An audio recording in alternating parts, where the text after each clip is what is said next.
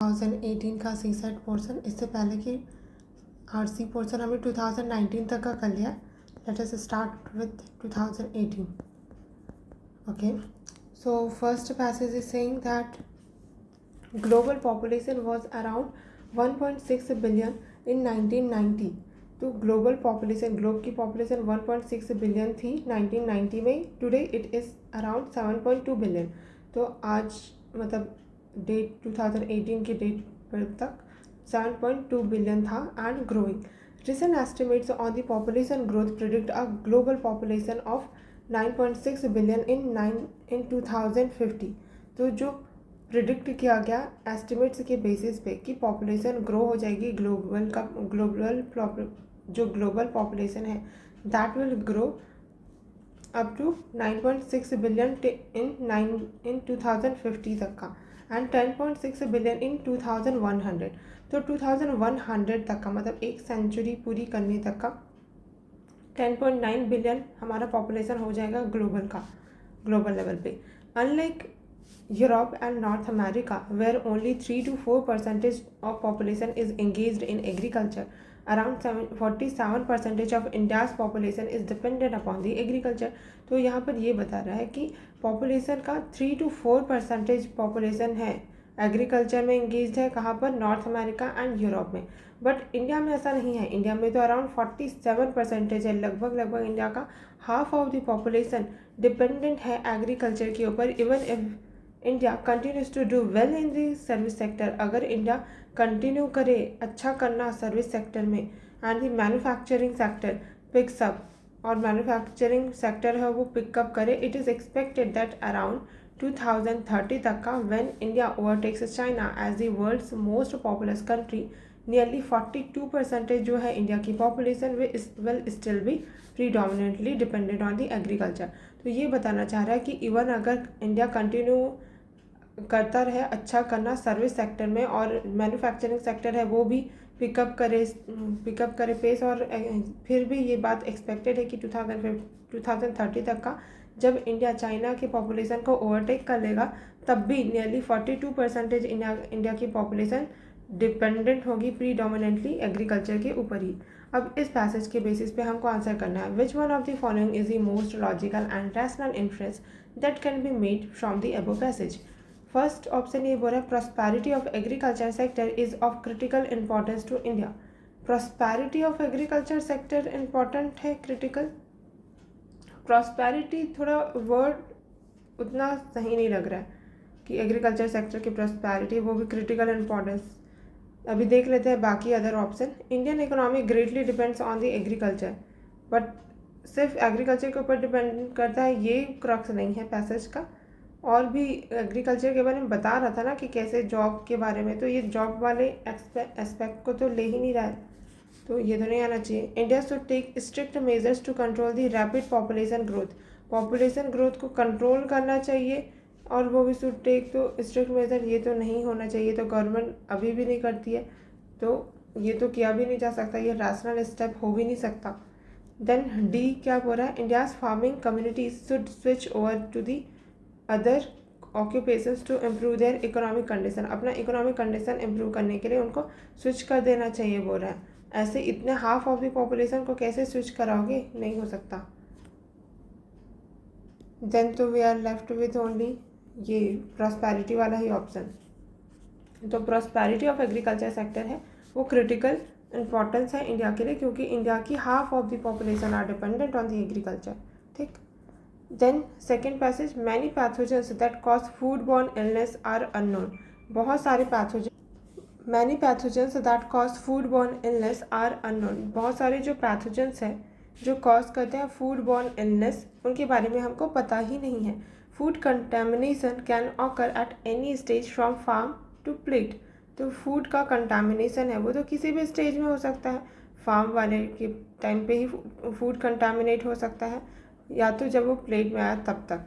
तो इस पूरे साइकिल में कहीं पर भी फूड कंटामिनेट हो सकता है.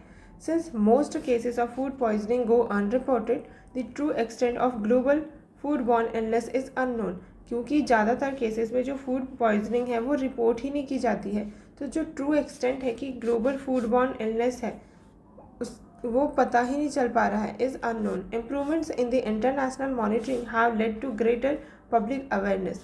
जब इम्प्रूवमेंट होता है इंटरनेशनल मॉनिटरिंग में, तो अगर हम इंटरनेशनल मॉनिटरिंग में इम्प्रूव करके लेके आते हैं तो इसका ग्रेटर पब्लिक अवेयरनेस भी होगा। Led to greater public awareness हुआ। ये the rapid globalization of food production increases consumers vulnerability by making food harder to regulate and trace. लेकिन इसके बावजूद जो तो भी जो रैपिड ग्लोबलाइजेशन है फूड प्रोडक्शन का, क्योंकि रैपिडली ग्लोबलाइज हो रहा है फूड प्रोडक्शन, इसके कारण इंक्रीज़ हो जाती है कंज्यूमर की vulnerability by making food harder to regulate, और जिसके कारण हम फूड को रेगुलेट नहीं कर पा रहे हैं, ट्रेस नहीं कर पा रहे हैं। We have the world on our plates says the official WHO। पूरा वर्ल्ड हमारे प्लेट पे है। तो वही बता रहा है कि ग्लोबली जैसे कोई भी फूड दूसरे कंट्री का, वो कैसे हम इंडिया में बैठे बैठे कंज्यूम कर सकते हैं। तो अब इन सब के कारण फूड प्रोडक्शन का ग्लोबलाइजेशन होने के कारण फूड जो कंटामिनेशन है उसको हम डिटेक्ट नहीं कर पा रहे हैं कि कहाँ पर से ये कंटामिनेशन हो रहा है ना। विच one of the following is the most logical corollary of the above passage.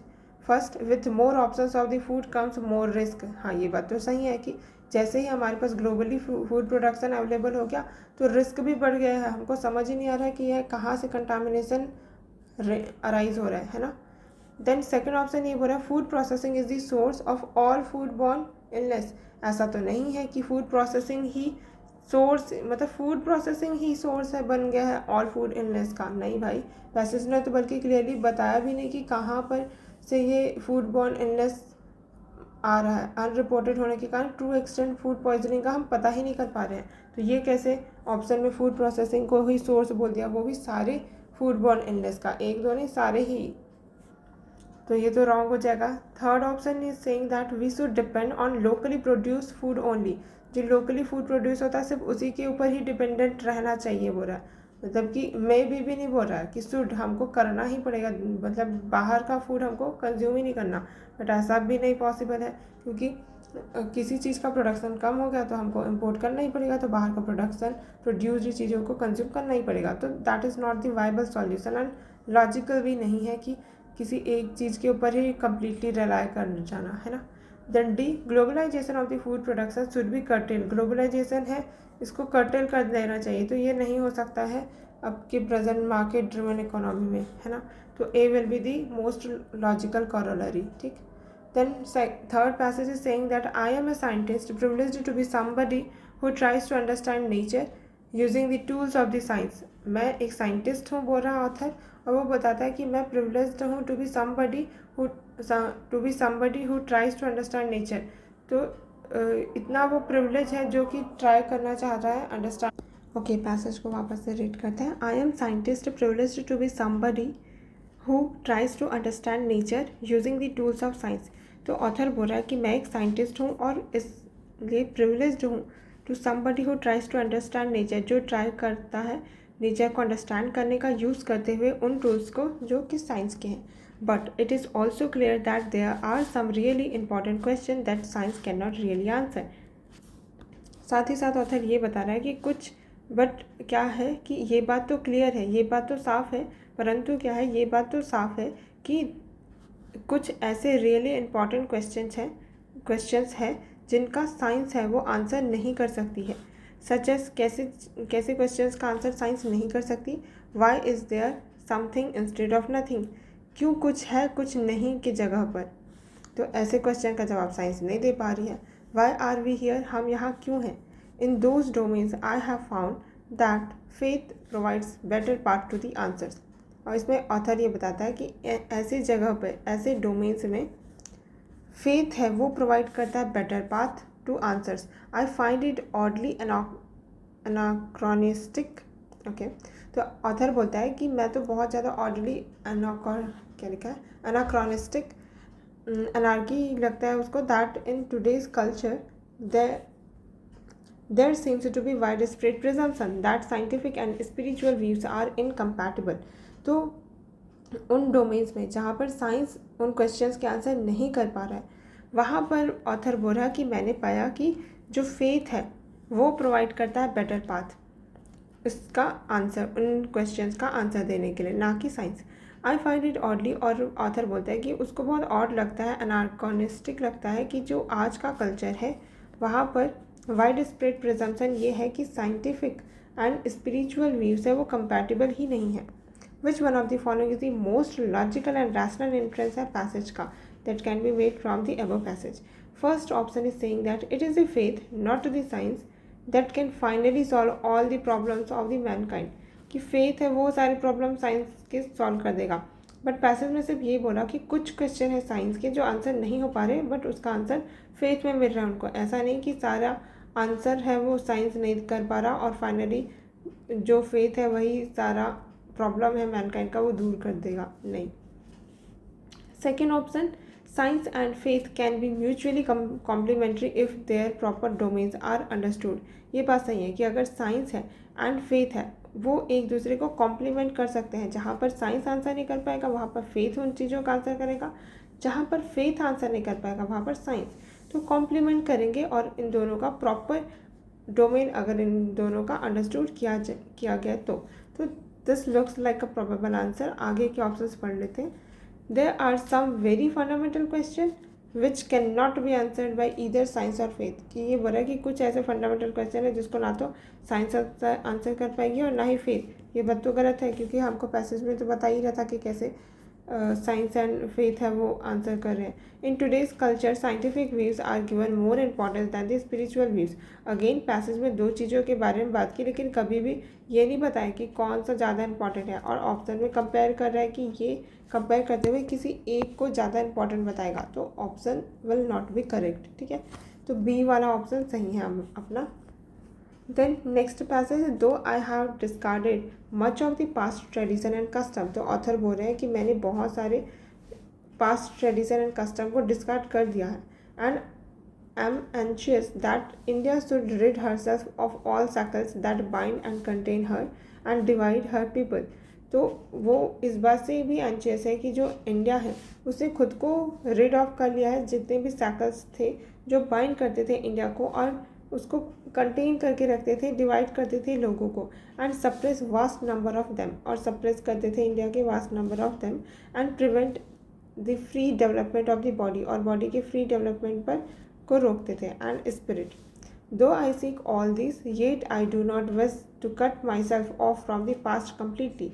Author बोल रहे हैं कि भले ही मैं ये सब चाहता हूँ कि इंडिया को अपना साइकिल जो साइकिल से बंधी है उससे बाहर निकल के आए, और जो लोग सप्रेस किए जा रहे हैं, जो लोगों को डिवाइड कर रही है, और लोग जो फ्री डेवलपमेंट नहीं कर पा रहे बॉडी का एंड अपने स्पिरिट का, ये सब नहीं होना चाहिए. और इसीलिए इसके बावजूद भी ऑथर ये बोलते हैं कि I do not wish to cut myself off from past completely. लेकिन इसके बावजूद मैं खुद को अपने पास्ट से कम्प्लीटली कट ऑफ नहीं करना चाह रहे हैं. I am proud of that great inheritance that has been as is ours. I am conscious that I too. तो वो बोलते हैं कि पूरा कम्प्लीटली पास्ट से कंप्लीट कट ऑफ नहीं करना चाह रहे हैं. वो उनको इस बात पे भी प्राउड है जो भी उनका ग्रेट इनहेरिटेंस रहा है जो कि okay and is ours. And I am conscious that I too like all of us I am a link in that unbroken chain which goes back to the dawn of the history in the immemorial past of India. तो वही बता रहे हैं कि वो inheritance के रूप में पास्ट को भी देख रहे हैं. ऐसा नहीं कि कम्प्लीटली पास्ट को ब्लेम कर रहे हैं, उसके बारे में बता भी रहे हैं कि पास्ट से वो कैसे उसमें भी प्राउड है उनको. ठीक है, अब देखते हैं. Author wants India to rid herself of certain past bonds because. Author चाहते हैं कि इंडिया है वो खुद को रिड ऑफ करे जो सर्टेन पास्ट के बॉन्ड्स हैं उनसे. क्यों ऐसा चाह रहे हैं वो? He is not able to see the relevance of the past, क्योंकि उसको रेलेवेंस पास्ट का नहीं दिख रहा है. बट उनको तो पता ही है, पैसेज में हमको पता चल ही रहा है कि उनको रेलेवेंस पता है पास्ट का. Second, there is not much to be proud of. कुछ प्राउड करने लायक नहीं है, ऐसा भी नहीं है क्योंकि उन्होंने पैसेज में खुद ही बताया कि वो प्राउड करते हैं अपने पास्ट के इनहेरिटेंस पे. Then C, he is not interested in the history of India. India की हिस्ट्री में इंटरेस्टेड ही नहीं है, ऐसा तो कहीं पर भी नहीं बोला. D, they obstruct her physical and spiritual growth. Yes, कि जो ऑथर है वो बता रहे हैं कि जो इंडिया है उसका जो इंडिया को रिड ऑफ होना होगा जो भी उसको पास्ट बॉन्ड्स टाई करके रखे हुए हैं, तो जो ऑब्स्ट्रक्ट कर रहे हैं उनके फिजिकल एंड स्पिरिचुअल ग्रोथ में। तो ये हमारा आंसर हो जाएगा। नेक्स्ट पैसेज काफ़ी लॉन्ग पैसेज है। Okay, it is no longer enough for us to talk about providing for universal access to education. अब ये अब ये बात पर्याप्त नहीं है कि हम इस बात पर बातें करें कि यूनिवर्सल एक्सेस एजुकेशन का होना चाहिए। Making available schooling facilities is an essential prerequisite. Schooling facilities provide करना वो एक इसेंशियल प्री रिक्विजिट तो है, but it is insufficient to ensure. ठीक है, अब ये बात तो सही है कि आपने स्कूलिंग फैसिलिटी प्रोवाइड तो करवा दी यूनिवर्सल एक्सेस टू एजुकेशन के लिए, बट इनसफिशिएंट है ये चीज़ इस बात को इंश्योर करने के लिए that all the childrens attend school and participate in the learning process. तो स्कूल आपने खोल तो दिए, बट ये तो चलो इसेंशियल प्री रिक्विजिट था, वरना तो स्कूल खुले बिना तो क्वालिटी एजुकेशन आप दे नहीं पाते ना। तो स्कूलिंग फैसिलिटी आपने प्रोवाइड की, that was essential pre requisite, but वो सफिशिएंट नहीं है ये चीज़ इंश्योर करने के लिए कि सारे चिल्ड्रंस स्कूल अटेंड भी कर रहे हैं और लर्निंग प्रोसेस में पार्टिसिपेट भी कर रहे हैं। The school may be there but children may not be there और they may drop out after few months. हो सकता है कि आपने स्कूल फैसिलिटी प्रोवाइड की, वहाँ पे लोग थे, मतलब चिल्ड्रन थे, और पर वो अटेंड नहीं कर रहे हैं, और अगर अटेंड कर रहे हैं तो कुछ टाइम बाद, फ्यू मंथ्स के बाद ड्रॉप आउट हो जा रहे हैं। Through school and social mapping, we must address the entire gamut of social, economic, cultural and indeed linguistic and pedagogic issues. Okay, तो through school and school mapping से हम क्या कर सकते हैं? वी मस्ट, हमको एड्रेस करना ही चाहिए जो इंटायर गैमुट है सोशल, इकोनॉमिक एंड कल्चरल का, and indeed linguistic and pedagogic issues factors that prevent children from weaker sections and disadvantaged groups as also girls from regularly attending and complementing elementary education। तो हमको क्या करना होगा? School and social mapping करने की ज़रूरत है ताकि हम एड्रेस कर सकें कि रियल में सोशल, इकोनॉमिक, कल्चरल क्या चीज़, मतलब पूरा इंटायर गैमुट है क्या, ताकि हम ये बात अंडरस्टूड कर पाए कि क्यों लोग वो पार्टिसिपेट नहीं कर रहे हैं लर्निंग प्रोसेस में, ड्रॉप आउट रेट क्यों ज़्यादा है। तो ये सारे issues, linguistic and pedagogic issues factors को आइडेंटिफाई करने के लिए, ताकि हमको ये पता चले कि क्या चीज़ें प्रिवेंट कर रही है चिल्ड्रन को और from weaker section and disadvantaged groups के, as also girls from regularly attending and complementing elementary education. The focus must be on the poorest and most vulnerable. और इस टाइम पे हमारा फोकस किस पे होना चाहिए? जो पुअरेस्ट है एंड मोस्ट वल्नरेबल है, since these groups are the most disempowered and at the greatest risk of the violation और denial of their right to education. क्योंकि पुअरेस्ट एंड वल्नरेबल है, ये ग्रुप्स हैं वो बहुत, मतलब कि ज़्यादा डिसएम्पावर्ड है और ग्रेटेस्ट रिस्क पे है वायलेशन और denial of their right to education, क्योंकि इनके राइट टू एजुकेशन का डिनायल होने का बहुत हाई चांसेस रहता है। The right to education goes beyond free and compulsory education. जो राइट टू एजुकेशन है वो बस इतना नहीं है कि आपने free and compulsory education provide कर दिया to include quality education for all, बल्कि ये इंक्लूड करता है क्वालिटी एजुकेशन भी तो हो। तो राइट टू एजुकेशन का मतलब सिर्फ फ्री एंड कंपलसरी एजुकेशन नहीं, बल्कि क्वालिटी एजुकेशन भी देना है। Quality is an integral part of the right to education का एक इंटीग्रल पार्ट है quality. If the education process lacks quality, children are being denied their right. अगर education process में क्वालिटी ही नहीं है तो चिल्ड्रन को हम एक तरीके से ये बोल सकते हैं कि चिल्ड्रन को उसका राइट तो मिला ही नहीं, डिनाई कर दिया गया। The right of children to free and compulsory education act, जो राइट है एजुकेशन का free and compulsory education act के अंदर ले डाउन करता है that the curriculum should be provided for learning through activities की। करिकुलम आपको जो चिल्ड्रंस उनको प्रोवाइड किया जाएगा, लर्न करेंगे वो एक्टिविटीज़ के थ्रू, एक्सप्लोर करते हुए, डिस्कवर करते हुए। This places an obligation on us, और ये चीज़ हम पे ऑब्लिगेशन डालती है to change our perception of the children as passive receivers of the knowledge and to move beyond the convention of using text books as the basis of examination. तो वही बता रहा है कि इसके लिए हमको क्या करना होगा, हमारा जो परसेप्शन है चिल्ड्रन का कि वो चिल्ड्रन तो पैसिव रिसीवर है, ये चेंज करना होगा, और जो passive receiver of knowledge and हमको मूव करना होगा बियॉन्ड इस कन्वेंशन से कि टेक्स्ट बुक ही बेसिस हो सकता है एग्जामिन करने का बच्चों को। द टीचिंग लर्निंग प्रोसेस है मस्ट बिकम स्ट्रेस फ्री, ये स्ट्रेस फ्री होना चाहिए, and massive programs for circular reform should be initiated to provide for the child friendly learning system. तो चाइल्ड फ्रेंडली लर्निंग सिस्टम हमको initiate करना चाहिए, that is more relevant and empowering. Teacher accountability system and processes must ensure that children are learning. Teacher की accountability और teacher accountability systems and जो processes हैं वो इस बात को इंश्योर करते हैं कि जो चिल्ड्रन है वो लर्न कर रहा है, and that their right to learn in a child friendly environment है वो वायलेट नहीं हुआ है। Testing and assessment of system must be re examine. Test करना, असेसमेंट करना, मतलब टेस्ट करना एंड असेसमेंट करना सिस्टम को, और एग्जाम मस्ट बी एग्जामिन, ये री एग्जामिन करने की ज़रूरत है एंड रीडिज़ाइन करने की ज़रूरत है to ensure that these do not force the children to struggle between school and tuition centre के बीच में चिल्ड्रन को स्ट्रगल ना करना पड़े एंड बाईपास हो जाए उनका childhood he.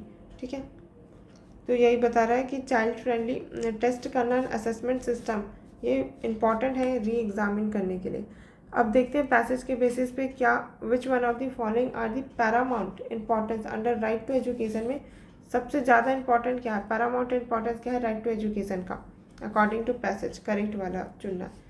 Sending of children to school by all parents, right to education के लिए पैरामाउंट इंपॉर्टेंस क्या है, सेंड करना चिल्ड्रन को स्कूल में बाय ऑल पेरेंट्स। सेकेंड ये बोल रहा है provision of adequate physical infrastructure in school, curriculum reforms for developing child friendly learning system. तो थर्ड ऑप्शन तो होगा ही होगा कि paramount importance under right to education की करिकुलर रिफॉर्म की ज़रूरत है डेवलप करने के लिए चाइल्ड फ्रेंडली लर्निंग सिस्टम। और बाकी की दो ऑप्शन पैरामाउंट इंपॉर्टेंस की बात की है अंडर राइट टू एजुकेशन, मतलब बहुत ज़्यादा इंपॉर्टेंट हो। Sending of children to school by all parents, passage ने खुद ही बोला था कि सिर्फ स्कूल मतलब यूनिवर्सल एक्सेस, मतलब वो प्री रिक्विजिट ज़रूर है कि स्कूलिंग फैसिलिटीज़ है वो इसेंशियल प्री रिक्विजिट है लेकिन इनसफिशिएंट है।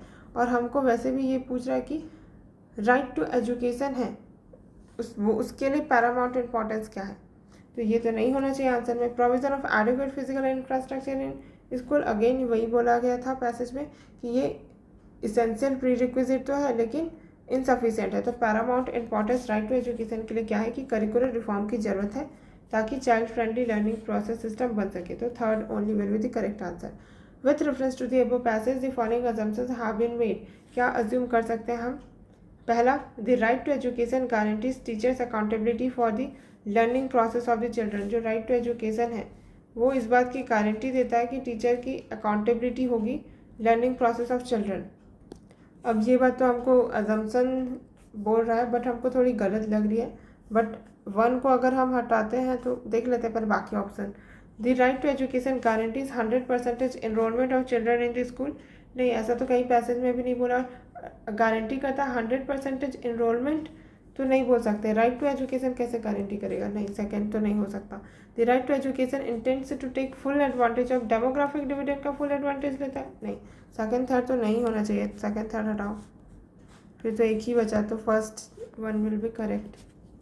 Okay, then according to the passage which one of the following is critical in bringing quality in education. Education में क्वालिटी लाने के लिए क्या इंपॉर्टेंट है, क्या क्रिटिकल है। Ensuring regular attendance of children as well as teachers in the school, ये बात ठीक तो है कि रेगुलर अटेंड आएंगे लेकिन स्कूल दोनों आए और उसके बाद क्वालिटी एजुकेशन भी मिले, इस डिफरेंट थिंग ना, तो ये तो नहीं हो सकता। गिविंग पेक्यूनरी बेनिफिट दे देना, पैसों या फिर कुछ तरीके का बेनिफिट देना टीचर को कि मोटिवेट करना, ये कैसा सॉल्यूशन है भाई। Then C understanding the socio cultural background of the children के सोशियो कल्चरल बैकग्राउंड को अंडरस्टैंड करना। एंड डी बोल रहा है inculcating learning through activities and discovery, यही तो बोल रहा था पैसेज में कि एक्टिविटीज़ के थ्रू लर्न क्या करना चाहिए, ना कि बेसिस होना चाहिए टेक्स्ट बुक एज एग्जामिनेशन। ठीक है, तो अपना आंसर तो आ गया, तो D will be the answer. C one इसलिए नहीं होगा क्योंकि पैसेज में भी ऐसा बोला नहीं कि बैकग्राउंड है चिल्ड्रन का वो हमको नहीं पता है इसलिए दिक्कत हो रही है, तो that is not the issue ना, socio cultural background of the children. Then what is the essential message of the passage, का एसेंशियल मैसेज है क्या। Right to education is now is fundamental right, ये कहाँ से और ऑलरेडी फंडामेंटल राइट है ये तो, राइट टू एजुकेशन, तो ये तो नहीं हो सकता आंसर। सेकंड ये बोल रहा है right to education enables the children of poor and weaker section of the society to attend the school. Right to education enable करता है चिल्ड्रन है जो पुअर एंड वीकर सेक्शन के सोसाइटी के कि वो अटेंड कर पाए स्कूल को। बट पैसेज का यही सेंस एंड मैसेज नहीं है, ये स्टेटमेंट खुद में सही है कि राइट टू एजुकेशन है ये प्रोवाइड करता है, लेकिन पैसेज यही बोलना चाह रहा था, आई डोंट थिंक सो कि poor and weaker section of society attend कर पाए स्कूल को। मेजर इसका फोकस तो क्वालिटी के ऊपर था। The right to free and compulsory education should include quality education for all, ये बात सही है कि right to free and compulsory education है उसमें क्वालिटी एजुकेशन भी होनी चाहिए। The government as well as parents should ensure that all children attend school. Government and parents ensure करेंगे, नहीं भाई, तो अपना सी वाला आंसर हो जाएगा कि right to free and compulsory education है वो क्या होना चाहिए, should include quality education for all. तो ये वाला ऑप्शन गलत हो जाएगा क्योंकि मेजर जो पैसेज का फोकस किसके तरफ था कि क्वालिटी को इम्प्रूव कैसे कर रहे हैं ये था ना, तो इसलिए भी नहीं हो सकता है। देन नेक्स्ट पैसेज, इसमें एक ही पैसेज था क्या? Okay, so passage is saying that the desertification is a term used to explain a process of decline in the biological productivity। तो जो डिजर्टिफिकेशन है वो एक टर्म है जो कि यूज़ किया जाता है एक्सप्लेन करने में process of decline in the biological productivity of an ecosystem. ठीक है, तो किसी भी इकोसिस्टम की अगर बायोलॉजिकल प्रोडक्टिविटी डिक्लाइन हो रही है तो उसको हम डिजर्टिफिकेशन बोलते हैं, leading to the total loss of productivity, जहाँ पर टोटल लॉस हो जाएगा प्रोडक्टिविटी का। While this phenomena is often linked to the arid, semi arid and sub humid ecosystem. अब ये जो फिनोमेना है वो किससे लिंक्ड रहता है? एरिड वाले एरिया में, सेमी एरिड वाले एरिया एंड सब ह्यूमिड, मतलब बेसिकली जहाँ पर रेनफॉल है मतलब प्रेसिपिटेशन है वो कम होती है। Even in this humid tropics the impact could be most dramatic, लेकिन जो ह्यूमिड ट्रॉपिक्स है वहाँ पर भी इम्पैक्ट इसका मोस्ट ड्रामेटिक हो सकता है। Dramatic impoverishment of human impact terrestrial ecosystems may exhibit itself in a variety of ways. जो इम्पोवरिशमेंट है ह्यूमन इम्पैक्ट टेरेस्ट्रियल इकोसिस्टम का वो खुद को एग्जिबिट कर सकता है वैरायटी ऑफ वेज से, जैसे कि क्या? एक्सेलरेटेड इरोजन देखने को मिलेगा as in the mountain regions of the country. जो कंट्री का माउंटेनियस रीजन है वहाँ पर एक्सेलरेटेड इरोजन देखने को मिल रहा है। Then salinization of land as in the semi arid and arid में, तो सैलिनाइजेशन देखने को मिल रहा है लैंड का, कहाँ पर? सेमी एरिड एरियाज में एंड एरिड वाले। Green revolution areas of the country, तो ये ग्रीन रिवॉल्यूशन वाले एरिया जो पंजाब हरियाणा वाले एरिया है वो वाले, that is Haryana and western Uttar Pradesh and the site quality decline, और जो साइट है उसकी क्वालिटी अब डिक्लाइन हो रही है। A common phenomena due to the general decline in the tree cover and monotonous monoculture of the monotonous monoculture of rice wheat across the Indian plains. Okay, तो क्या बता रहा है कि हरियाणा और वेस्टर्न उत्तर प्रदेश ये जो ग्रीन रिवॉल्यूशन बेल्ट है वहाँ पर हमको सैलिनाइजेशन का इशू देखने को मिल रहा है लैंड का। अ कॉमन फिनोमिना है ये due to the general decline हो रहा है ट्री कवर में, इसलिए हमको ये देखने को मिल रहा है। और मोनोटोनस हम जो मोनोकल्चर करते रहते हैं राइस एंड व्हीट का अक्रॉस इंडियन प्लेन्स, इस कारण ये इशूज़ हमको देखने को मिल रहा है। अब major consequences of the deforestation is that, major consequences क्या होगा अगर डिफॉरेस्टेशन होता है तो? Is that relates to the adverse alteration in the hydrology में एडवर्स ऑल्टरेशन हो जाएगा। तो ये बात ध्यान रखना है, यहाँ पे क्या बताया कि मेजर कॉन्सिक्वेंसेस क्या होगा अगर डिफॉरेस्टेशन होता है तो? हाइड्रोलॉजी है उसमें एडवर्स ऑल्टरेशन देखने को मिलेगा।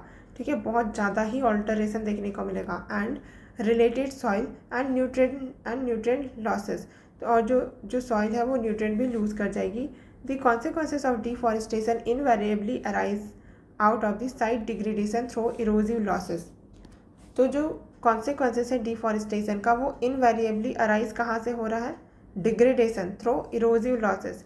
Tropical Asia, Africa, South America have the highest level of erosion, तो इनके पास क्या हाईएस्ट लेवल ऑफ इरोजन है।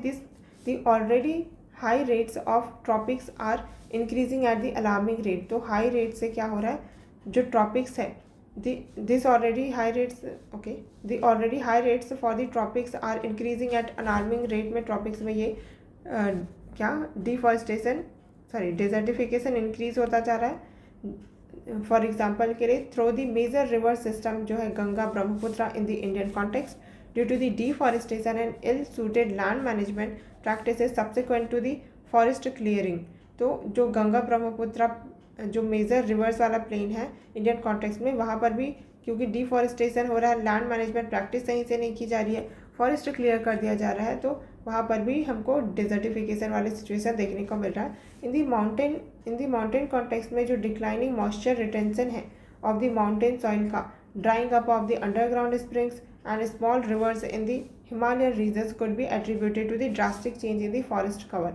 तो फॉरेस्ट कवर माउंटेन रीजन का क्यों कम हो रहा है? क्योंकि जो माउंटेन की declining moisture retention of mountain soils, तो जो माउंटेन सॉइल्स है उनका जो मॉइस्चर रिटेन करने की कैपेसिटी है वो कम हो जा रही है, और जो वहाँ पर अंडरग्राउंड स्प्रिंग्स है वो सूखते जा रहे हैं, और जो स्मॉलर रिवर्स हिमालयाज में ओरिजिन होते थे that could be attributed to the drastic change देखने को मिल रहा है फॉरेस्ट कवर में इन सब के कारण। And indirect consequences is the drastic alteration in the upland lowland interaction. और इसका इनडायरेक्ट कॉन्सिक्वेंस क्या हो रहा है कि ड्रास्टिकली ऑल्टरेशन हमको देखने को मिल रहा है अपलैंड एंड लोलैंड इंटरैक्शन में, mediated through the water. The current concern the tea planter of the Assam। तो ये जो अपलैंड लोलैंड सब जगह देखने को मिल रहा है, मतलब इसका इनडायरेक्ट कॉन्सिक्वेंस क्या हो रहा है? Drastic alteration in the upland lowland interaction में देखने को मिल रहा है, जो कि मेडिएट हो रहा है थ्रू दी वाटर। जो करंट कंसर्न क्या है, टी प्लांटर है असम के, उनका करंट कंसर्न क्या है? is about the damage to the tea plantation due to the frequent inundation along the flood plains of the Brahmaputra. क्योंकि फ्रिक्वेंटली ब्रह्मपुत्र में इनंडेट कर दे रही है फ्लड प्लेन को, तो इसके कारण जो टी प्लांटर है उनका कंसर्न है, and the damage to the tea plantation है वो भी डैमेज होगा, and consequent loss in the tea productivity is due to the rising level of river bottom का राइज होना मेन रीज़न है, because of siltation and changing course of the river system. और क्योंकि river system अपना course ही change कर दे रही है। The ultimate consequences of the site desertification are the soil degradation. जो अल्टीमेट कॉन्सिक्वेंस क्या होगा अगर डिजर्टिफिकेशन हो रहा है? तो अल्टीमेटली सॉइल डिग्रेड हो जाएगी, ऑल्टर हो जाएगी इन अवेलेबल वाटर, और ऑल्टरेशन होगा क्या? अवेलेबल वाटर में। तो ultimately consequences of the site क्या होगा डिजर्टिफिकेशन का, कि एक तो सॉइल डिग्रेड हो जाएगी और ऑल्टर हो जाएगा अवेलेबल वाटर में, ऑल्टरेशन होगा वाटर की अवेलेबिलिटी में एंड उसकी क्वालिटी में भी, and consequent decline in the food fodder and fuel wood yield में भी डिक्लाइन होगा, essential for the economic wellbeing and the rural communities के लिए। तो according to the passage which one of the following is the consequences of the decline in the forest cover. तो अगर forest cover decline होता है तो क्या consequences होगा इसका? Loss of top soil. हाँ, फॉरेस्ट कवर नहीं होगा तो टॉप सॉइल ईजिली एरोड हो जाएगी ना, तो first should be correct. Loss of smaller reverse, ये बात भी सही है, क्योंकि जो फॉरेस्ट है वो क्या करती है, उनके रूट्स के थ्रू इन्फिल्ट्रेट होकर पानी अंदर जाता है ना, तो अगर वो नहीं होंगे तो लॉस हो जाएगा स्मॉलर रिवर्स का भी। Then adverse effect on agriculture production में एडवर्स इफेक्ट देखने को मिलेगा। Then declining in the ground water में भी तो डिक्लाइन तो होगा ही, तो 1, 2 एंड 4 तो होना ही चाहिए, 1, 2 एंड 4, तो 3 को भी होना ही पड़ेगा फिर तो, ठीक है। Then next question, which one of the following is the correct inference और inferences that can be made from the passage. Correct क्या है? Okay, deforestation can cause changes in the course of river. ये बात तो ठीक है, deforestation के कारण चेंज तो हो रहा था कोर्स ऑफ रिवर, है ना, कि जहाँ पर बताया भी था ब्रह्मपुत्र के एग्जाम्पल से। Then second, salinization of land takes place due to the human activities only. सैलिनाइजेशन सिर्फ ह्यूमन एक्टिविटीज़ से ही होगा? नहीं, ऐसा तो नहीं है। थर्ड, अब पहले सेकेंड को हटाते हैं, first will be the answer, देख लेते हैं अब। Intense monoculture practice in plains is a major reason for desertification in tropical Asia, Africa and South America. इन सारे जगह पे इंटेंस मोनोकल्चर प्रैक्टिस के कारण ही ऐसा हो रहा है, ऐसा तो नहीं है। ये तो इंटेंस मोनोकल्चर इंडिया के रिस्पेक्ट में बता रहा था, तो 1 only will be the correct answer. Then next question, with reference to the desertification as described in the passage the following assumptions have been made. तो क्या अज्यूम हम कर सकते हैं डिजर्टिफिकेशन के लिए? Desertification is a phenomena in the tropical areas only. सिर्फ tropical areas में होती है? नहीं, ऐसा तो नहीं है। डिफॉरेस्टेशन इनवेरिएबली लीड करता है फ्लड्स एंड डिजर्टिफिकेशन को।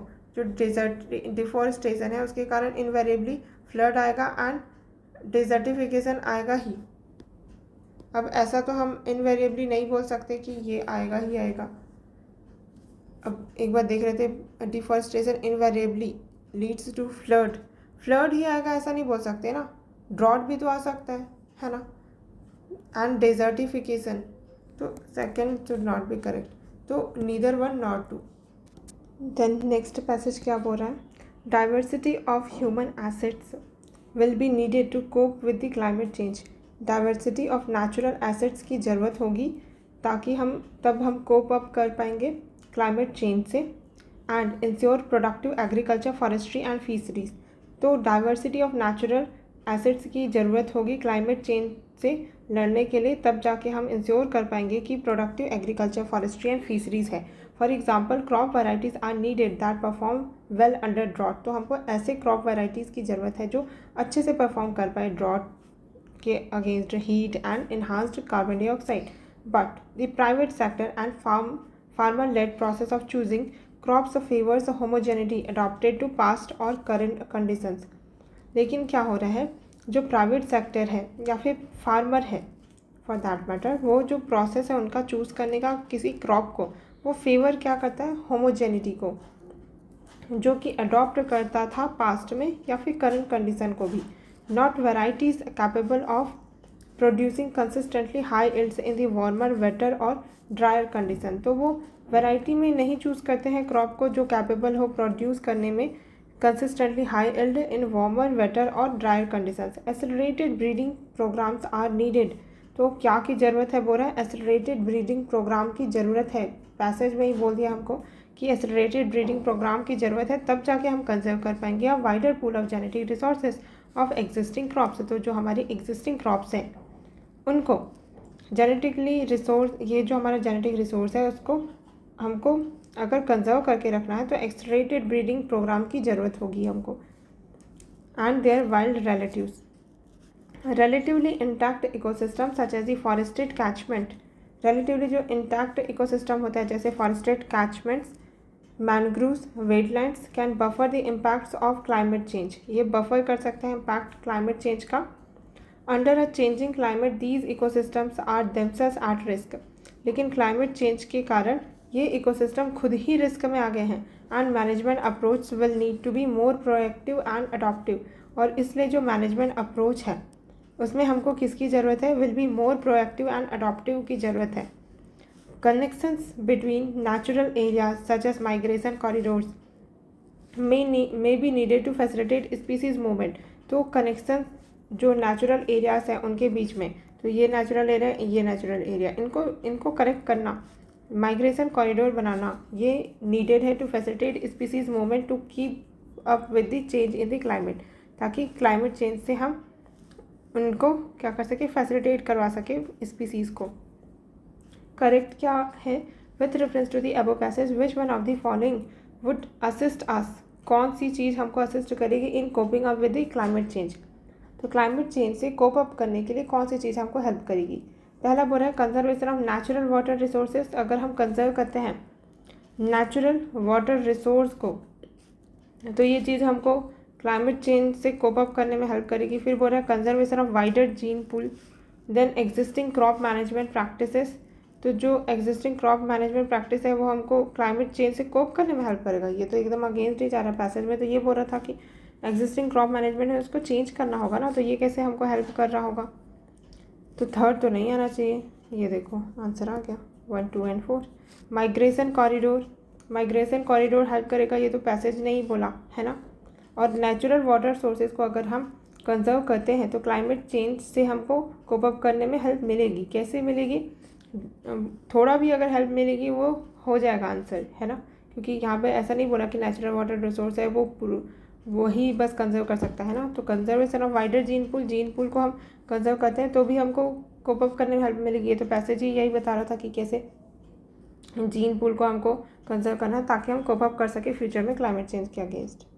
Then इसी में next question is saying that with reference to the above passage following assumptions have been made। Okay, तो कौन सा वैलिड अजम्पशन है ये पूछ रहा है। Diversification of livelihood acts as a coping strategy. Diversify करना लाइवलीहुड को, ये कोपिंग स्ट्रैटेजी है क्लाइमेट चेंज का बोल रहा है, लाइवलीहुड को डाइवर्सिफाई करना। Okay, second is adoption of monocropping practice leads to extinction of plant varieties and their wild relative, कि हम जब अडॉप्ट कर लेते हैं मोनोक्रॉपिंग प्रैक्टिस को तो एक्सटिंक्ट हो जाते हैं वो वाइल्ड वैराइटीज़। ये कैसे ही होगा भाई, सिर्फ अडॉप्ट कर लेने से थोड़ी ना एक्सटिंक्ट हो जाएंगे। बट एक second, adoption of monocropping practice leads to extension of, अच्छा इसको ऐसे भी देख सकते हैं ना कि अगर मोनोक्रॉपिंग प्रैक्टिस हम करते रहेंगे तो जो हमारी नेटिव वैराइटीज़ थी प्लांट की वो एक्सटिंक्ट हो जाएगी। हाँ, इस सेंस में अज्यूम किया जा सकता है फिर तो फर्स्ट को एक बार देख लेते हैं। डाइवर्सिफिकेशन ऑफ लाइवलीहुड है, उसको डाइवर्सिफाई करना एक क्रॉपिंग स्ट्रैटेजी हो सकती है। हाँ, हो सकती है, क्योंकि मोनोक्रॉपिंग कर रहे हैं तो हमको थोड़ा चेंज लाना होगा ना, तो लाइवलीहुड को डाइवर्सिफाई करना होगा, तो ये एक टाइप के कोपिंग स्ट्रैटेजी हो सकती है क्लाइमेट चेंज के लिए। और वैसे भी एकदम ज़्यादा एक्सट्रीम वर्ड्स कहीं पर दोनों में यूज़ नहीं किया गया है कि diversification of livelihood he only coping strategy है क्लाइमेट चेंज के लिए, तो ये एज्यूम किया जा सकता है। अगेन इसमें भी सेम लॉजिक कि मोनोक्रॉपिंग प्रैक्टिस है वो इनवेरिएबली लीड करेगा, यहाँ पे तो ऐसा नहीं बोला है ना, तो सही होना चाहिए। ठीक है, इनवेरिएबली का मतलब होता है कि करेगा ही करेगा, इसके अलावा कोई ऑप्शन नहीं है, बट यहाँ पे ऐसा कोई वर्ड यूज़ नहीं किया है। तो अडॉप्शन मोनोक्रॉपिंग प्रैक्टिस का will lead to extinction of plant varieties and their wild relatives, तो दोनों सही होना चाहिए।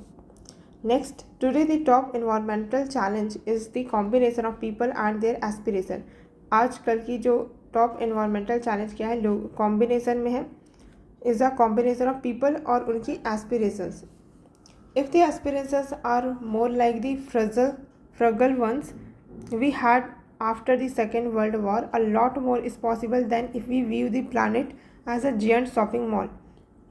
अगर जो हमारे एस्पिरेशंस हैं वो किस तरीके के हैं, फ्रूगल वंस के जैसे हैं, we had after world war 2, second world war, a lot more is possible, तो बहुत ये पॉसिबल है कि if we view the planet as a giant shopping mall की तरह हम देखने लगेंगे अर्थ को। We need to get beyond the fascination with glitter and understand that the planet works as a biological system. तो यही बता रहे हैं कि अर्थ को शॉपिंग मॉल की तरह मत देखो, बल्कि उसके बियॉन्ड जाओ, कि फैसिनेशन विद ग्लिटर, इससे बियॉन्ड जाओ एंड अंडरस्टैंड करो कि प्लानट वर्क करते हैं एक बायोलॉजिकल सिस्टम की तरह। Which one of the following is the most crucial and logical inference हम पैसेज से ड्रॉ कर सकते हैं।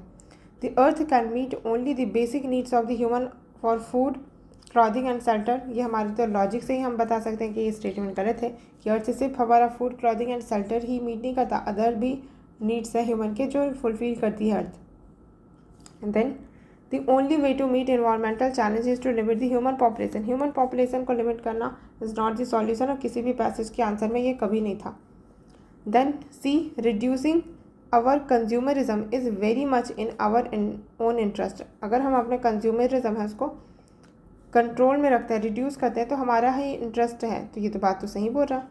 Knowledge of biological system can only help us to save the planet. सिर्फ नॉलेज होने से क्या होगा, एक्शंस भी तो लेने होंगे, तो C will be the correct answer. Next passage, some people believe that leadership is a quality which you have at birth. कुछ लोगों को ये लगता है कि लीडरशिप एक ऐसी क्वालिटी है जो तुम्हारे पास बर्थ से होती है, और नॉट एट ऑल, और सबके पास नहीं होती है। This theory is false. ये थ्योरी फॉल्स है। क्यों फॉल्स है? For the art of leadership can be acquired and can indeed be taught. जो आर्ट है लीडरशिप का वो एक्वायर भी किया जा सकता है और इंडीड सिखाया भी जा सकता है। This discovery is made in time of war. और ये डिस्कवरी हुई कब? वॉर के टाइम पे। And the result achieved can surprise even the instructors. और जो रिजल्ट अचीव हुआ इस डिस्कवरी से वो सरप्राइज कर सकता है इवन जो इंस्ट्रक्टर्स हैं उनको भी। Faced with the alternatives of going left और राइट। जब फेस किए गए उनके द्वारा ऑल्टरनेटिव ऑफ, जब उनको ऑल्टरनेटिव दिया गया लेफ्ट एंड राइट जाने का, every soldier soon grasp that a prompt decision either way is better than an endless discussion। तो उन्होंने ये पाया कि जब भी ऑल्टरनेटिव दिया गया जो सोल्जर्स थे उनको कि लेफ़्ट जाना है या राइट जाना है, तो हर एक सोल्जर ने ये चीज़ जल्दी ही ग्रास्प कर ली दैट अ प्रॉम्प्ट डिसीजन ज़्यादा सही है, कि तुरंत डिसीजन लेना यहाँ पर ज़्यादा सही है, बेटर देन एंडलेस डिस्कशन, कि लेफ्ट जाना ज़्यादा सही था या राइट, एक तरफ चले जाओ rather than doing endless discussion. A firm choice of direction has an even chance of being right, while to do nothing will be almost certainly wrong.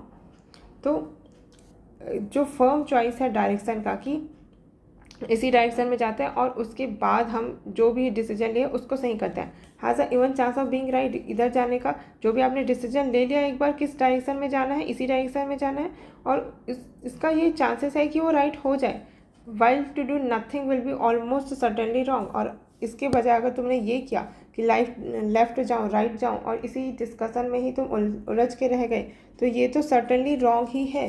भले अगर तुम एक डिसीजन लेके किसी तरफ चले गए तो इसमें तो चांसेस है भी कि तुम राइट साबित हो जाओ, तुम्हारा डिसीजन सही साबित हो जाए, बट कोई डिसीजन ना लेके ऐसा एंडलेस डिस्कशन करना कि क्या सही था, that is almost certainly wrong ही है वो तो।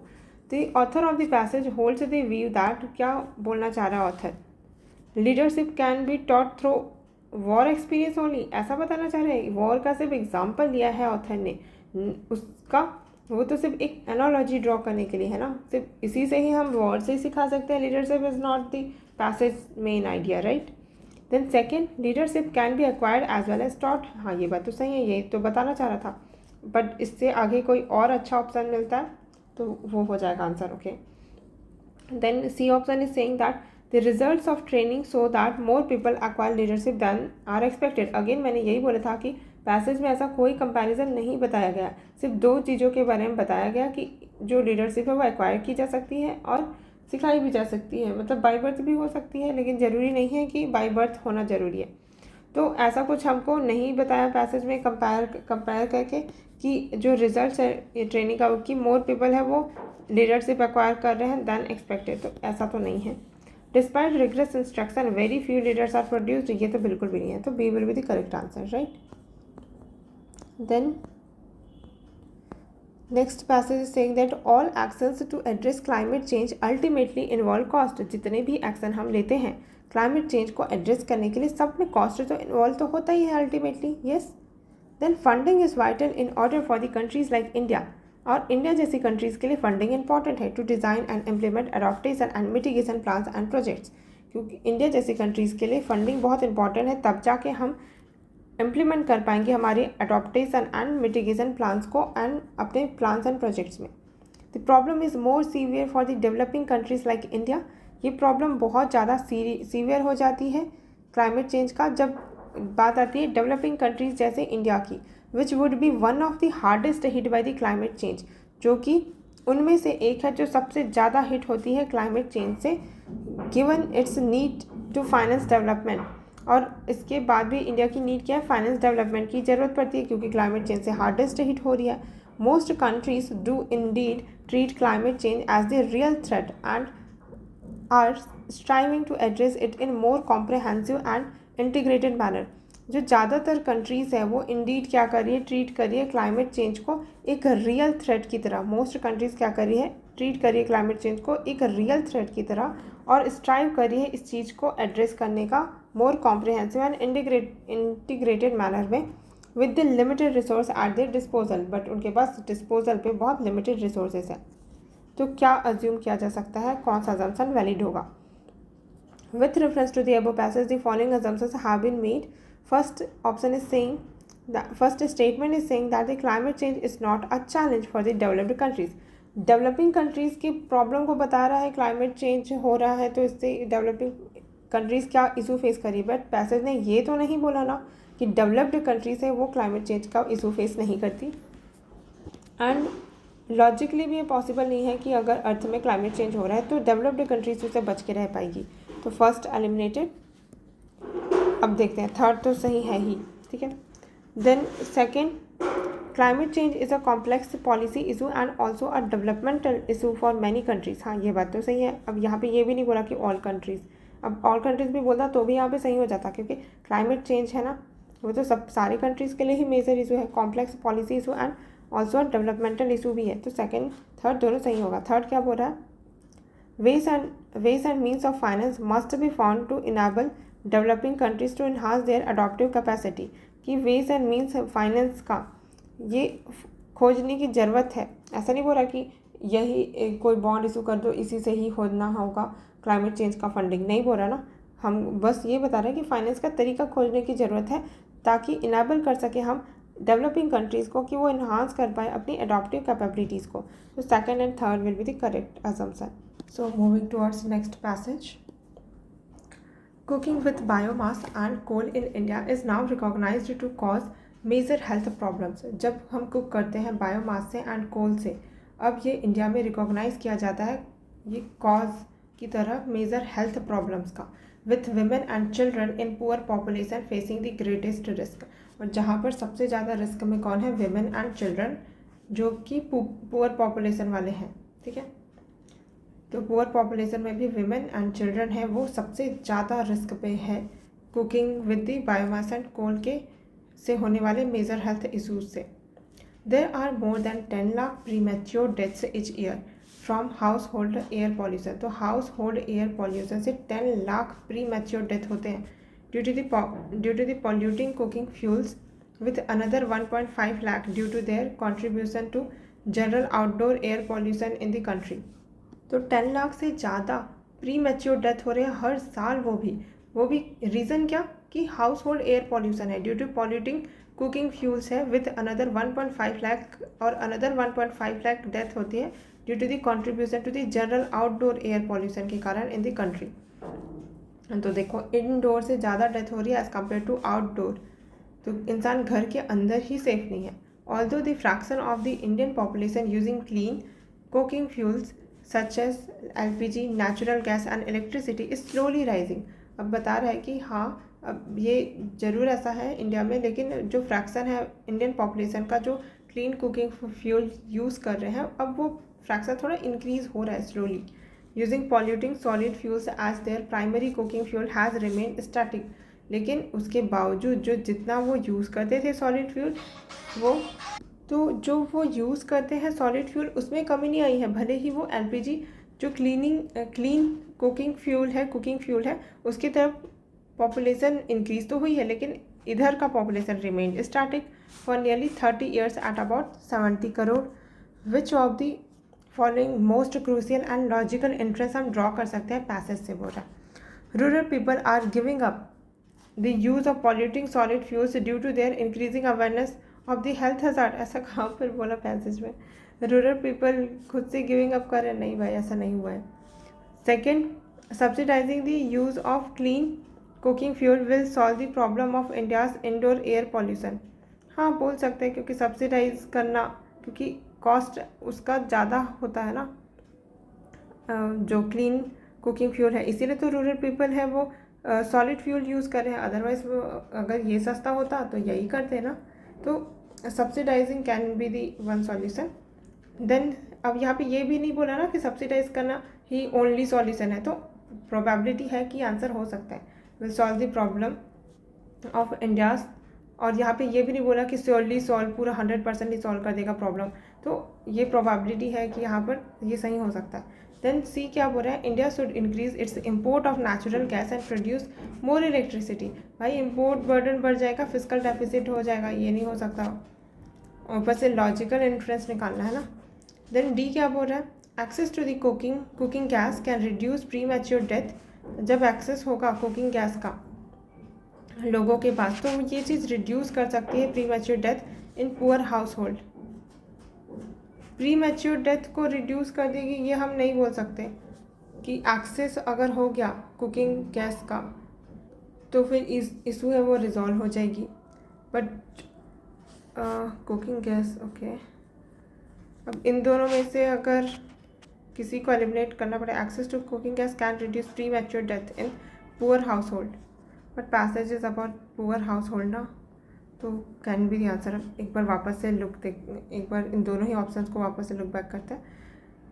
बी ये बोल रहा है कि सब्सिडाइज किया जाएगा अगर use of clean cooking fuel को, तो वो सॉल्व करेगा problem, will solve the problem of India's indoor air pollution. Passage भी इंडोर एयर पॉल्यूशन की बात कर रहा था।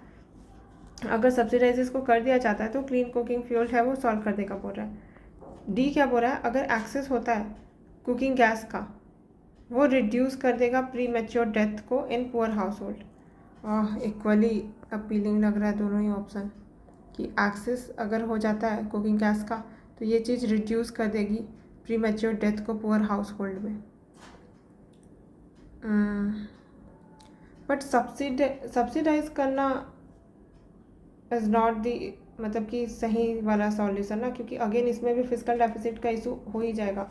तो इसमें एक इशू है कि अगर आप सब्सिडी दे रहे हो तो एक this is kind of freebie ना, तो मतलब फ्रीबी तो नहीं बट सब्सिडी दे रहे हो तो फिर ये प्रॉब्लम सॉल्व हो जाएगा ये नहीं बोल सकते, क्योंकि अगेन वो सॉलिड फ्यूल को वो यूज़ करते ही रहेंगे कुकिंग फ्यूल के साथ में, जैसा कि पैसेज बता रहा था।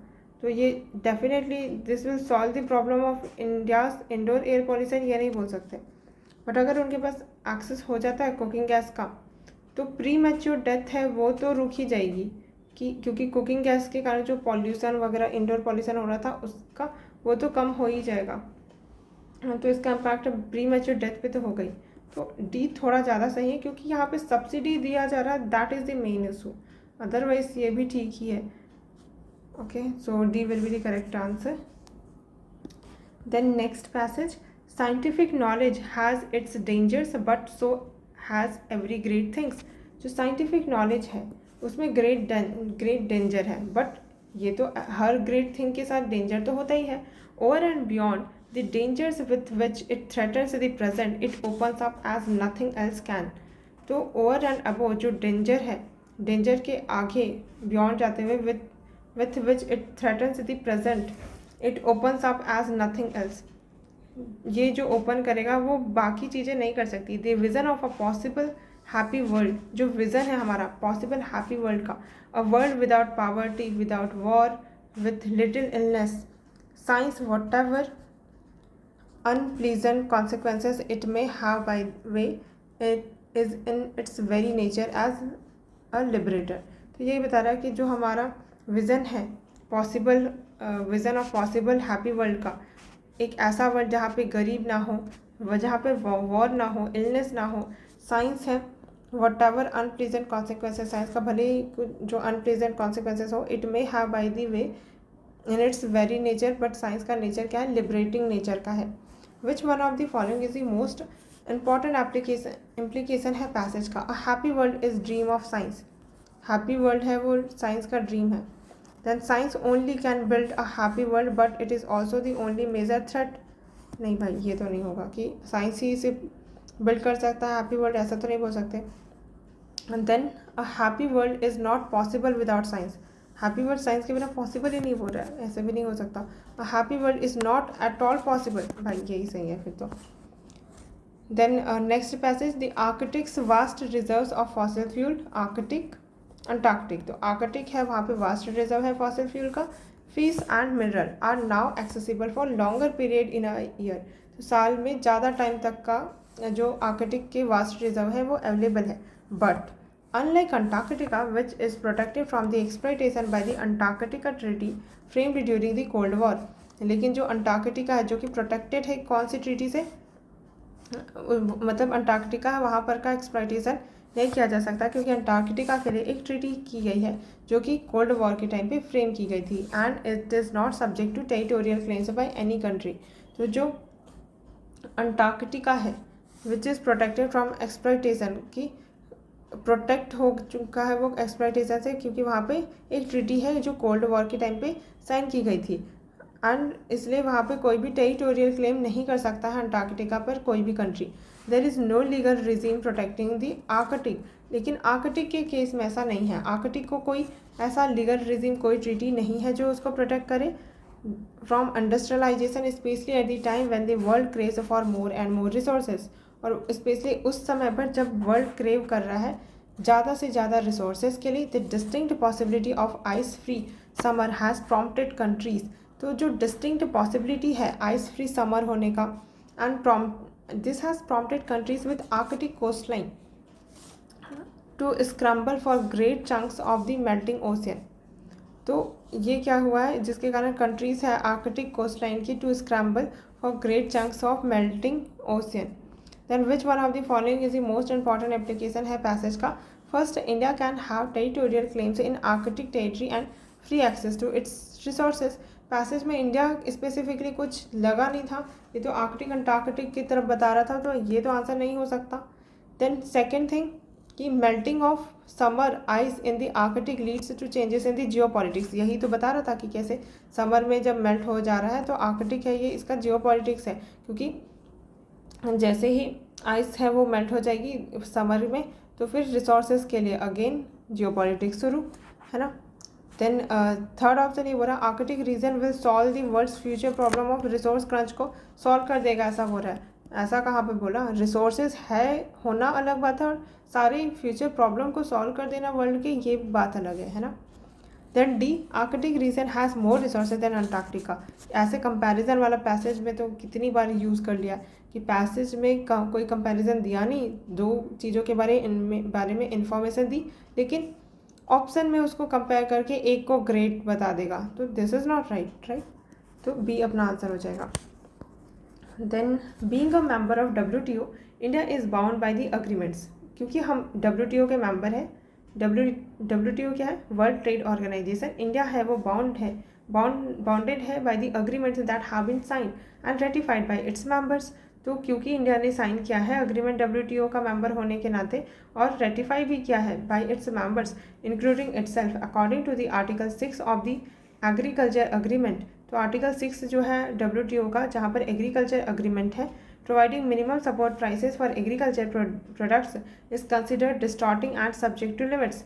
तो आर्टिकल 6 है एग्रीकल्चर अग्रीमेंट का, जहाँ पर MSP प्रोवाइड की जाती है एग्रीकल्चर प्रोडक्ट्स में, उसको कंसिडर किया WTO ने कि ये तो डिस्टॉर्टिंग प्रैक्टिस है and is subject to limits, और इस पर लिमिट होनी चाहिए। This subsidy arising from the minimum supports can not exceed 10% of the value of the agricultural production for the developing countries.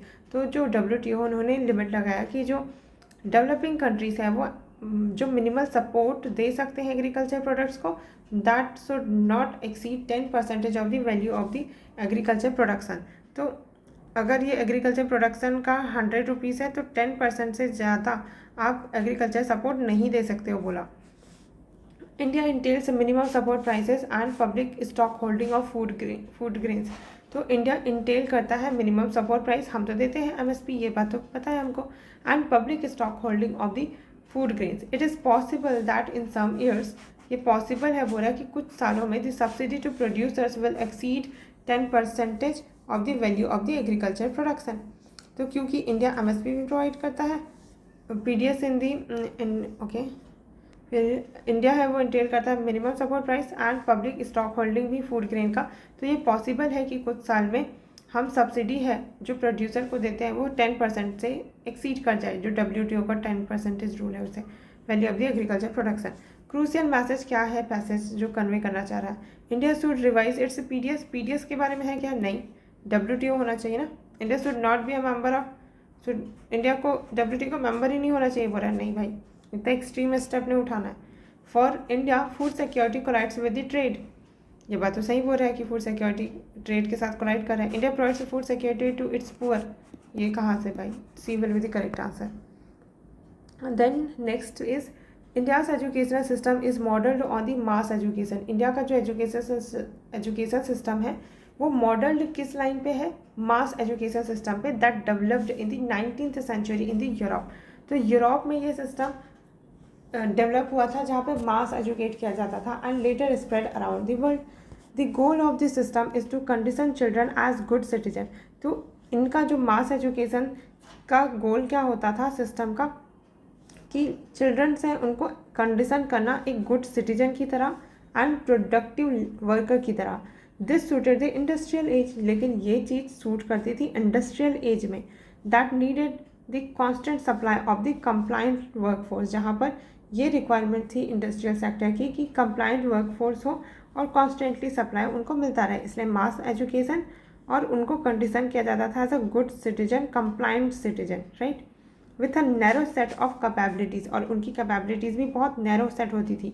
Our educational institutes resemble factories with bells, uniforms and batch processing of learners. हमारा जो educational institutions है वो भी resemble करता है factory ही की तरह ही, जहाँ पे बेल होते हैं, यूनिफॉर्म होता है, बैच प्रोसेसिंग होती है लर्नर्स की, design to get learners to confirm. But from an economic point of view, the environment today is very different. It is complex, volatile and globally interconnected world. लेकिन आज का environment पहले के environment से बहुत अलग है, complex है, volatile है and globally interconnected world है, right? तो इस basis पे what you can assume from the passage. Okay, first statement is saying that India continues to be a developing country essentially due to its faulty education system के कारण ही India developing country है. ऐसा हम बोल सकते हैं क्या कि सिर्फ faulty education system is responsible behind the India being a developing country? नहीं, है ना.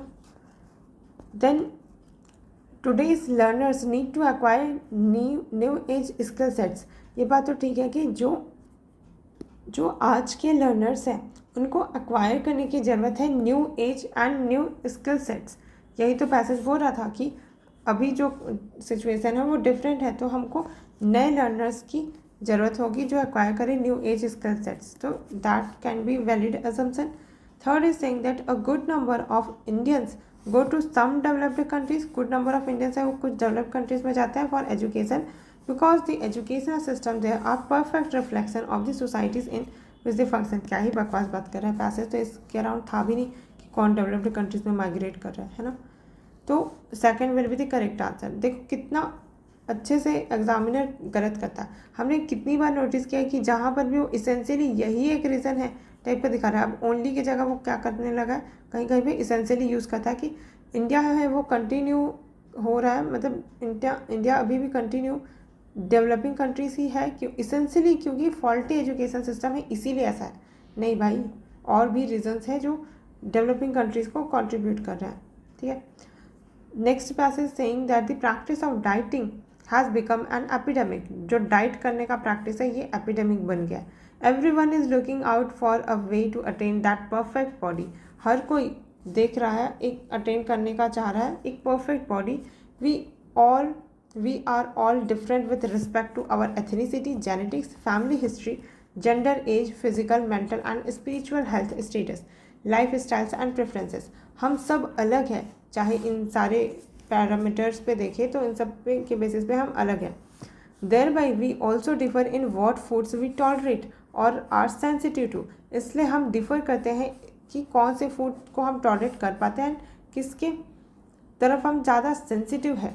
सो we really can not reduce so many complexities into one diet और डाइट बुक. इसलिए हम रियली रिड्यूस नहीं कर सकते इतनी सारी कॉम्प्लेक्सिटीज़ को किसी एक डाइट या डाइट बुक से. This explains the failure of the diets across the world in curbing obesity. और यही चीज़ एक्सप्लेन करती है कि क्यों डाइट है वो अक्रॉस द वर्ल्ड कर्ब नहीं कर पा रहा है ओबेसिटी को. Unless the reason for weight gain are well understood. जब तक कि तुमको इस बात का नॉलेज नहीं है, इस बात का रीज़न पता नहीं है कि तुम्हारा वेट गेन हो क्यों रहा है, तब तक how you will address this and addressed, and unless habits are changed permanently no diet is likely to succeed. अगर तुम्हारे हैबिट्स ही चेंज नहीं हो रहे परमानेंटली तो कैसे तुम सक्सीड करोगे. What is the most logical rational inference है इस पैसेज का. Obesity has become an epidemic all over the world. भाई एपिडेमिक बस वर्ड यूज़ किया था पैसेज में, उस वर्ड से इसने जो तबाही मचाई है ना स्टेटमेंट में कि ओबेसिटी है वो एपिडेमिक बन गया ऑल ओवर द वर्ल्ड. भाई then B, a lot of people are obsessed with attaining a perfect body. तो a lot of people obsessed तो है, ऐसा बोल भी रहा है. everyone is looking for attain, but passage का क्रक्स ये नहीं बोल सकते कि ऑब्सेशन ही बस खत्म हो गया. मेन इशू तो ओबेसिटी का रेज कर रहा था passage. Obesity is essentially an incurable disease. Oh my god, essentially incurable है बोल रहा है. D, there is no perfect diet or one solution for obesity. That is the correct कि कोई परफेक्ट डाइट नहीं है या कोई एक सॉल्यूशन नहीं है ओबेसिटी का, है ना. और ये तो गलती है कि परफेक्ट बॉडी बहुत सारे लोग ऑब्सेस्ड है. तो क्या भाई पैसेज का ये थोड़े ना इन्फ्लुएंस है. पैसेज जो कॉम्प्रिहेंसिवली कवर करे इशू को वो होगा ना influence. Then next is monoculture carries great risk. जो मोनोकल्चर है इसके साथ बहुत ग्रेट रिस्क अटैच्ड है। अ सिंगल डिसीज और pest can wipe out swaths of the world's food production. अगर आप मोनोकल्चर कर रहे हो और एक डिसीज़ या पेस्ट फैल गया, वो सारे ये जो स्वैथ्स है, मतलब ये जो फूड प्रोडक्शन है, पूरा तरीके से तबाह कर जाएगा। An alarming prospect given that its growing and wealthier population will eat 70% more by 2050। तो वर्ल्ड फूड प्रोडक्शन है, उन्होंने एक अलार्मिंग प्रोस्पेक्ट बताया कि जो its growing and wealthier population है वो क्या करेंगी, 70% ज़्यादा कंज्यूम करेगी by 2050। The risk are magnified by the changing climate, और ये रिस्क और मैग्नीफाई हो जाएगा जब क्लाइमेट है वो चेंज होगा। As the planet warms and monsoon rains intensify, farmlands in Asia will flood। जैसे जैसे क्लाइमेट चेंज होगा, प्लानट गर्म होगा और मानसून और ज़्यादा इंटेंसीफाई होगी, तो जो फार्मलैंड है एशिया में वो फ्लड हो जाएगी। North America will suffer more intense drought देखने को मिलेंगे। तो एशिया में फ्लड, नॉर्थ अमेरिका में intense drought and crop disease will spread to new latitude में फैलेंगी। तो कौन सा most logical, rational, crucial message लग रहा है तुमको पैसेज का? First, preserving crop genetic diversity is an insurance against the effects of climate change. अगर हम प्रिजर्व करते हैं क्रॉप की जेनेटिक डाइवर्सिटी को, तो ये एक इंश्योरेंस का काम करेगा against effect of climate change. ये बात तो क्लाइमेट चेंज के अगेंस्ट जेनेटिक डाइवर्सिटी, क्रॉप की जेनेटिक डाइवर्सिटी है वो पेस्ट के अगेंस्ट बचा सकती है। क्लाइमेट चेंज हाँ बट बोल भी सकते हैं, क्योंकि क्लाइमेट चेंज के कारण वार्म होगा, होल्ड पे रखते हैं इसको। Despite great risk, monoculture is the only way to ensure food security of the world. नहीं भाई, और भी तरीका है ना मोनोकल्चर के अलावा जिससे हम कम कर सकते हैं। Then more and more genetically modified crop है, ज़्यादा से ज़्यादा जीएम क्रॉप है, वही सेव करेगा वर्ल्ड को from impending shortage of the food. नहीं, और भी ऑप्शन है। जीएम क्रॉप्स को तो वैसे भी गवर्नमेंट फूड में अलाउ नहीं करती है, क्योंकि बहुत सारे रिस्क एसोसिएटेड होते हैं उससे। Then Asia and North America will be worst sufferer होंगे from the climate change and consequent shortage of the food. ऐसा कहाँ पे बोला भाई? भले ही ये बोला कि एशिया में फ्लड होगा, नॉर्थ अमेरिका में मोर इंटेंस ड्रॉट, लेकिन ये नहीं बोला कि वर्स्ट सफरर पूरे वर्ल्ड में तो यही ही होंगे फ्रॉम द क्लाइमेट चेंज से, बल्कि वर्स्ट सफरर तो आइलैंड कंट्रीज़ होंगे क्लाइमेट चेंज और shortage of food, poor countries होंगे, ये नहीं। तो A will be the correct answer. Then next passage है कि नहीं है?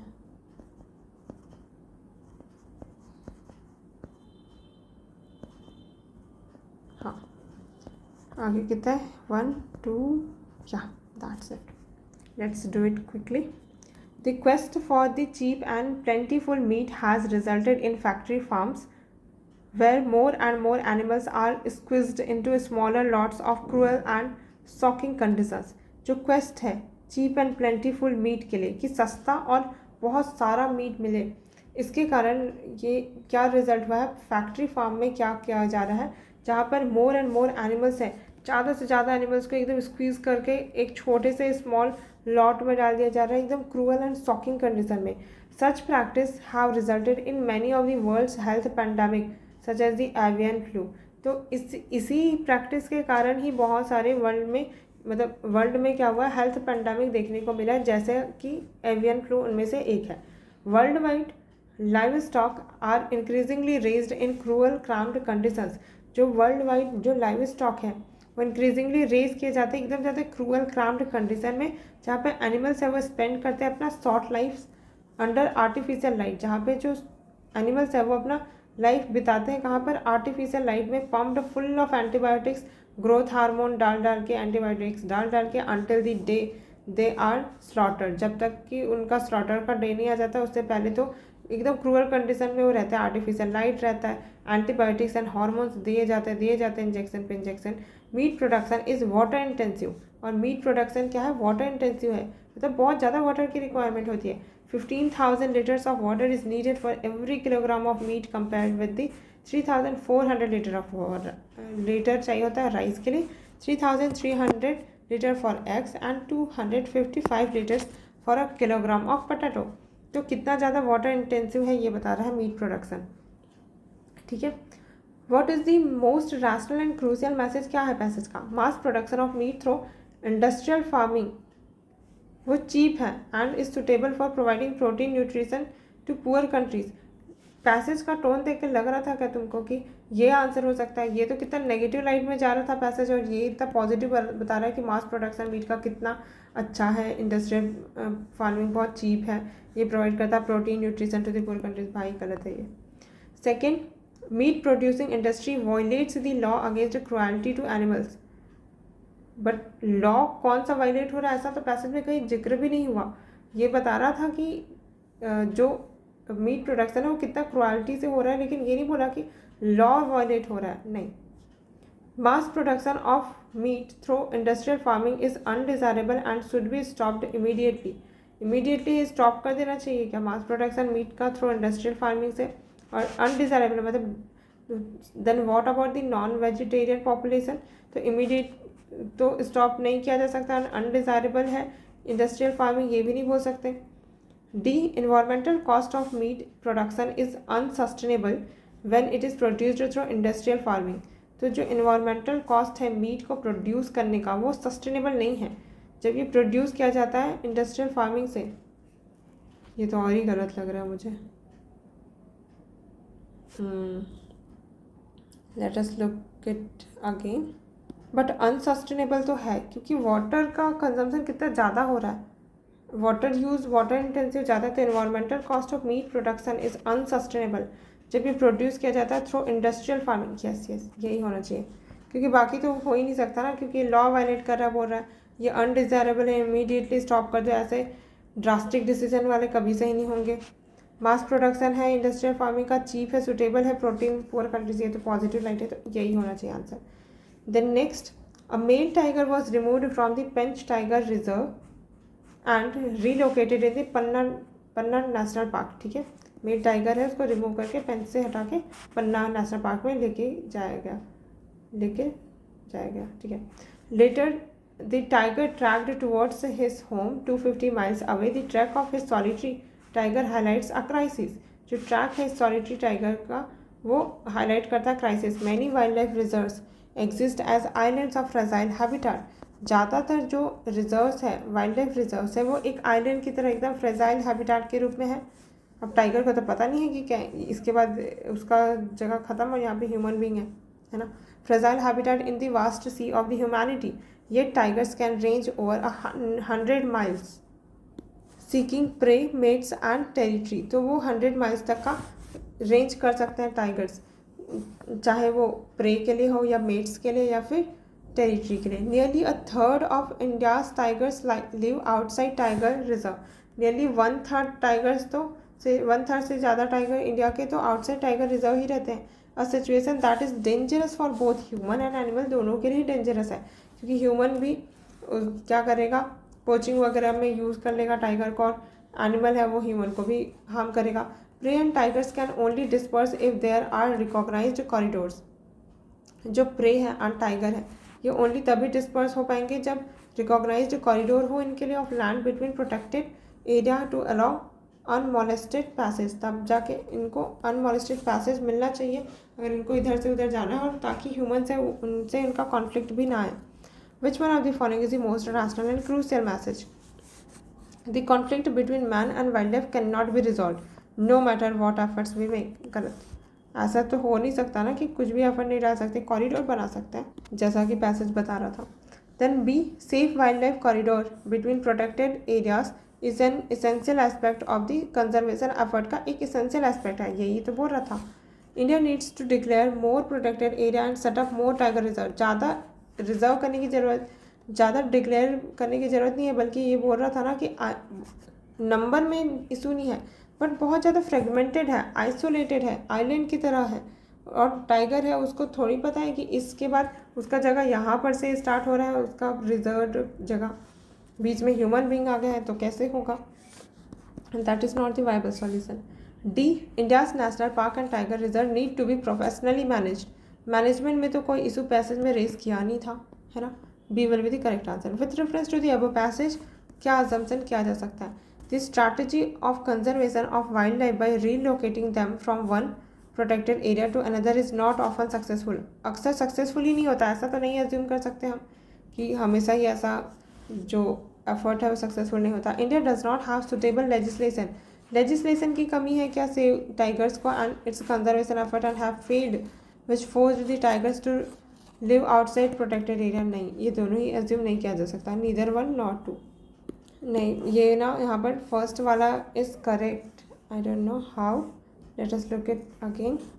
With reference to the above passage the following assumption, the strategy of conservation, conserve करने की स्ट्रैटेजी है वाइल्ड लाइफ को रीलोकेट करने के टाइम पे from one protected area to another often successful नहीं होती है। हाँ, बोल सकते हैं, क्योंकि एक जगह से दूसरी जगह लेके जाने में भी वही रिस्क है, क्योंकि वहाँ पर भी एरिया छोटा ही मिलेगा इसको। यहाँ पर वैसे भी पैसेज में बोला तो है कि रीलोकेट करें तब जाके ये इशू हो रहा था, तो ये अज्यूम किया जा सकता है। तो first only will be correct. अब एग्ज़ाम हॉल में हो सकता है कि मिस हो जाए या हो जाए, बट कुछ तो गलत होगा ही पैसेज में। Okay, next we will look at 2017 in next video.